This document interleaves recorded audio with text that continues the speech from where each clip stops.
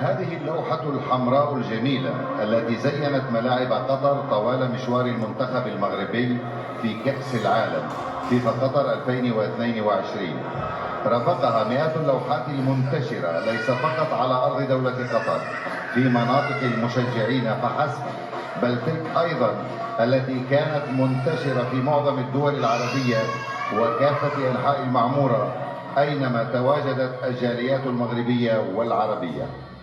حسن حكيمي والد النجم المغربي أشرف حكيمي كان يتابع تألق ابنه ورفاقه من إسبانيا، وكان حلمه يكبر مع كل فوز يحققه المنتخب المغربي، ويمني النفس بمشاهدة نجله يعانق الكأس العالمية.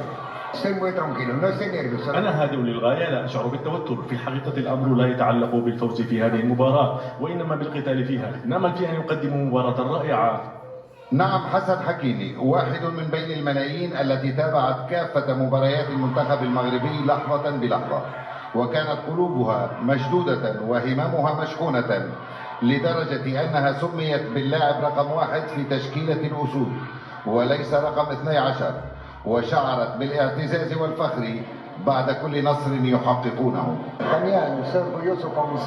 لازلت فخورا بمنتخبي، قدموا مباراة رائعة ودخلوا التاريخ، وهذه هي كرة القدم، دائما هناك فائز وخاسر. في هذه اللحظة من الطبيعي أن أكون حزينا جدا،